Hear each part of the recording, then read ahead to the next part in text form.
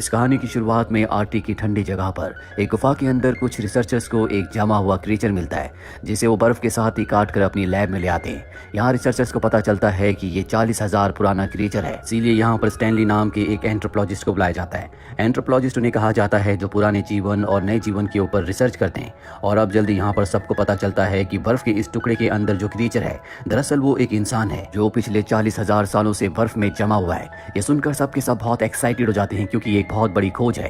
ये तय करते हैं कि ये आइसमैन की बॉडी के टुकड़े करके अलग अलग लैब में भेजेंगे, ताकि उस पर ज्यादा से ज्यादा रिसर्च हो सके। जल्दी ये बर्फ को पिघलाकर आइसमैन को बाहर निकाल लेते हैं, जिसके बाद ये उसकी बॉडी को चेक करते हैं। इन्हें पता चलता है कि उसकी बॉडी के सेल्स ज्यों के त्यों है, वो सब के सब एक्टिवेटेड है। साथ ही उसका ब्रेन भी पूरी तरह से ठीक है। अब ये उसे रिवाइव करना चाहते हैं, इसीलिए उसके हार्ट पर इलेक्ट्रिक शॉक देते हैं और जल्दी आइसमैन जिंदा हो जाता है। लेकिन आइसमैन जब अपने चारों तरफ सभी को मास्क के साथ देखता है तो डर जाता है। वो इनसे छूटने की कोशिश करता है। हालांकि ये उसे नींद का इंजेक्शन लगाने की कोशिश कर रहे होते हैं, लेकिन वो बहुत ज्यादा हिल रहा होता है। और तभी स्टैनली समझ जाता है कि मास्क देखकर वो डर रहा है, इसीलिए वो अपना मास्क हटा देता है। जिसके बाद वो आइसमैन शांत हो जाता है और उसे बेहोश कर दिया जाता है। यहाँ पर जितने भी साइंटिस्ट है वो सब के सब बहुत खुश है, क्योंकि एक बहुत बड़ी खोज है। यहीं पर डॉक्टर डियाना भी होती है, जो कहती है कि इस खोज के बाद हमें पता चल चुका है कि इंसानों की बॉडी को हजारों साल तक फ्रीज करके रखा जा सकता है। इसीलिए वो पेशेंट जिनकी बीमारी का इलाज नहीं है, उन्हें हम फ्रीज करके रख सकते हैं, और जब भविष्य में उनकी बीमारी का इलाज आ जाएगा तो हम उन्हें ठीक कर सकते हैं। ये साइंस की मेडिकल की दुनिया में एक चमत्कारी आविष्कार होगा। और ऐसा करने के लिए इन्हें आइसमैन के ऊपर एक्सपेरिमेंट करने होंगे, रिसर्च करना होगा, उसके डीएनए को समझना होगा कि कैसे वो 40,000 सालों तक फ्रीजिंग टेम्परेचर में भी जिंदा रह सका। पर स्टैनली इन सब से सहमत नहीं होता। वो कहता है कि हमें आइसमैन की जीवन शैली को, उनके कल्चर को समझना होगा, ताकि हमें पता लग सके कि कैसे मुश्किल हालातों में भी उनकी बॉडी एडजस्ट हो जाती थी। इसके लिए हमें आइसमैन को उसी माहौल में रखना होगा जिस माहौल में वो रहा करता था, यानी कि जंगल में। डियाना उसकी बात मान जाती है, जिसके बाद आइसमैन के लिए एक माहौल तैयार किया जाता है जो आर्टिफिशियल जंगल होता है। आइसमैन की जब आंखें खुलती है तो वो उस जंगल में अपने आप को पाता है। इसके बाद वो उसी तरह से शिकार करता है जिस तरह से आज से 40,000 साल पहले वो अपने कबीले के साथ किया करता था। आइसमैन अपने प्राकृतिक माहौल में आकर बहुत खुश है।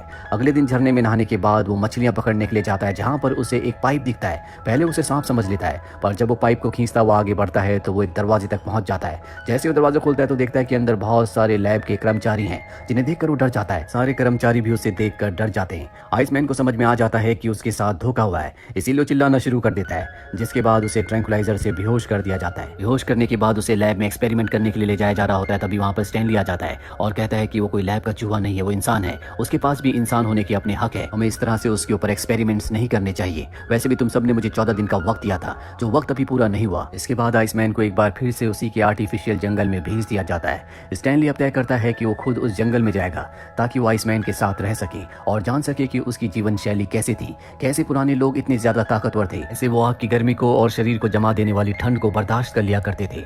अगले दिन वो आइसमैन के पास जाता है। आइसमैन उसके ऊपर हमला कर देता, पर आइसमैन देखता है कि वो उसी की तरह है, इसीलिए वो उसे छोड़ देता है, क्योंकि आइसमैन को वो बिल्कुल भी खतरनाक नहीं लगता। इसके बाद आइसमैन स्टैनली से कम्युनिकेट करने की कोशिश करता है, लेकिन आइसमैन की भाषा पूरी तरह से अलग होती है, जिसे स्टैनली समझ नहीं पाता। और इशारों से ये एक दूसरे को बहुत सारी बातें समझाते हैं। साथ ही यहाँ पर एक लैंग्वेज एक्सपर्ट को भी लाया जाता है, जो कि आइसमैन की भाषा को, उसके इशारों को समझ सके।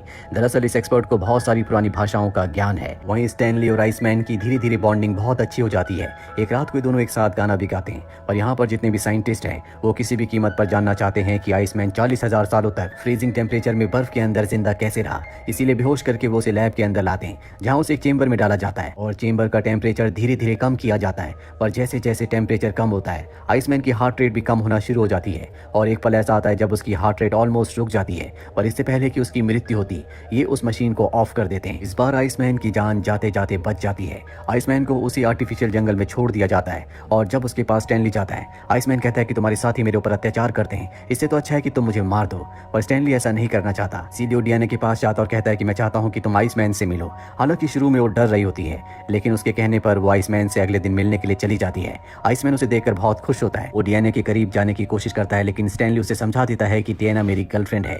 और अब आइसमैन लकड़ी से जमीन पर एक पक्षी का चित्र ड्रॉ करता है, और वैसे ही पक्षी का टैटू उसकी चेस्ट पर भी होता है। अगले दिन एक बार फिर से डियाना और स्टैनली उससे मिलने के लिए आते हैं, और आज वो बहुत खुश होता है। वो जमीन पर लकड़ी से एक बार फिर से एक लड़की का और 2 बच्चों का चित्र बनाता है, जिससे समझ जाते हैं कि ये उसका परिवार था। और तभी आसमान में ऊपर हेलीकॉप्टर आ जाता है, जिसकी परछाई को वो ऊपर लगे हुए शेड से देख सकता है। ये देखकर वो बहुत ज्यादा एक्साइटेड हो जाता है, ऊपर की तरफ भाग रहा होता है। उसका जोश देखकर ये दोनों के दोनों हैरान होते हैं। आइसमैन बार बार अपना हाथ उठाकर एक ही शब्द बोल रहा होता है, जो होता है भीड़ा। उसे देखकर ऐसा लगता है कि जैसे वो किसी की प्रार्थना कर कर रहा है। स्टैनली यहाँ से हेलीकॉप्टर को जाने की कमांड देता है। हेलीकॉप्टर के जाने के बाद भी आइसमैन सिर्फ हेलीकॉप्टर के बारे में सोच रहा होता है। स्टैनली अब जानना चाहता है कि भीड़ा का मतलब क्या है, इसीलिए यहाँ के लोकल लोगों से भीड़ा का मतलब पूछता है, जिस पर उसे बताया जाता है कि ये एक मिथिकल बर्ड का नाम है जिसे गॉड का मैसेंजर कहा जाता है, जो इंसानों को उनके कर्मों के हिसाब से स्वर्ग या नर्क ले जाता है। यहाँ पर स्टैनली समझ जाता है कि आइसमैन हेलीकॉप्टर को वही मिथिकल बर्ड समझ रहा था, इसीलिए वो भीड़ा कहकर उसकी प्रार्थना कर रहा था। उसे ये भी समझ में आ जाता है कि अपने वक्त में यानी कि आज से 40,000 साल पहले आइसमैन बहुत ही स्पिरिचुअल रहा होगा, और जब आइस एज की शुरुआत हुई तो वहाँ के जानवर और लोग मरने लगे, जिसके बाद आइसमैन ने अपने आप को गॉड को ऑफर किया ताकि उसके बदले गॉड उसके सभी लोगों को छोड़ दे, उसका ट्राइब बच जाए। इसीलिए गुफा में समाधि पर चला गया, जिसके बाद ठंड बढ़ने की वजह से वहीं पर जम गया और अगले 40,000 सालों तक बर्फ के अंदर जमा रहा, और आज भी वो जिंदा है।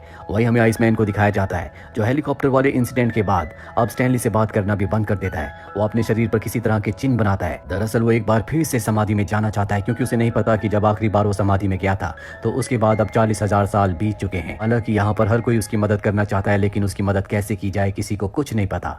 स्टैनली जब उससे मिलकर जाता है तो वो चुप कर देख लेता है कि स्टैनली यहाँ से बाहर कैसे निकलता है, और उसके बाहर निकलने के बाद वो भी इस जगह से बाहर आ जाता है जहाँ पर वो मॉडर्न इंस्ट्रूमेंट्स को देखकर पूरी तरह से डर जाता है। तभी उसके सामने एक वैज्ञानिक आता है। डर में वो उस वैज्ञानिक को जख्मी करके इस लैब से बाहर निकल जाता है, जहाँ वो चारों तरफ बर्फ देखता है। बर्फ देखकर वो बहुत खुश हो जाता है, और तभी उसे अपने सामने हेलीकॉप्टर दिखता है जो उस जगह पर लैंड करने वाला होता है। वो भागता हुआ हेलीकॉप्टर के पास जाता है, लेकिन हेलीकॉप्टर से उसका सर टकराता है, जिससे वो वहीं पर बेहोश हो जाता है। आइसमैन को एक बार फिर से पकड़ लिया जाता है, और अब जितने भी रिसर्चर्स होते हैं वो सब तय करते हैं कि वो आइसमैन के ऊपर एक्सपेरिमेंट्स करेंगे। आइसमैन की जिंदगी की उन्हें कोई परवाह नहीं है। हालांकि स्टैनली उन्हें ऐसा करने से मना करता है, लेकिन स्टैनली को इस प्रोजेक्ट से बाहर निकाल दिया जाता है, जिसके बाद वो तय करता है कि वो आइसमैन को यहाँ से किसी भी कीमत पर निकालेगा और उसके प्राकृतिक माहौल में उसे छोड़ देगा। वो आइसमैन को किसी तरह से सबकी नजरों से बचाकर यहाँ से बाहर निकाल लेता है। और अब रिसर्चर्स को पता चल चुका है कि स्टैनली यहाँ से आइसमैन को लेकर निकल चुका है, इसीलिए इन दोनों के पीछे हेलीकॉप्टर को भेजा जाता है। और जब एक बार फिर से आइसमैन को ऊपर आसमान में हेलीकॉप्टर दिखता है तो वो उसकी तरफ भागने लगता है। हालांकि स्टैनली उसे रोकने की कोशिश करता है, लेकिन तभी इन दोनों के बीच की बर्फ धंस जाती है। स्टैनली को अपने सामने कुछ भी नहीं दिखता। वहीं हम देखते हैं कि आइसमैन हेलीकॉप्टर तक पहुंच गया है। वो हेलीकॉप्टर को नीचे से पकड़ लेता है, जिसके बाद हेलीकॉप्टर को आसमान में ले जाया जाता है। हालांकि पायलट उसे ऊपर खींचना चाहता है, पर आइसमैन ऊपर नहीं जाना चाहता। उसे लगता है कि उसने अपने मिथिकल बर्ड को पकड़ लिया है, जिससे उसके दिल, दिमाग और आत्मा में सुकून और शांति होती है। और आसमान में ऊपर जाने के बाद वो हेलीकॉप्टर को छोड़ देता है, जैसा कि आज से 40,000 साल पहले उसने मिथिकल बर्ड से वादा किया था कि वो अपने आप को, अपने लोगों को बचाने के लिए न्यौछावर कर देगा। और 40 सालों के बाद उसने ऐसा कर दिया। इसीलिए ऐसा करते हुए उसके दिल, दिमाग और आत्मा में बहुत सुकून और शांति होती है। स्टैनली दूर से सब कुछ देख रहा होता है। शुरू में उसके चेहरे पर तनाव होता है, लेकिन बाद में वो खुशी में बदल जाता है, क्योंकि उसे पता है कि आइसमैन ने क्या किया है। 40,000 साल पहले जो उसने सफर शुरू किया था, आज वो खत्म हो गया। भले ही उसकी मृत्यु हो गई है, लेकिन आइसमैन ने अपनी मंजिल पा ली। उसने वो कर लिया जो करना चाहता था। और इसी के साथ ये फिल्म, ये कहानी यहीं पर खत्म हो जाती है।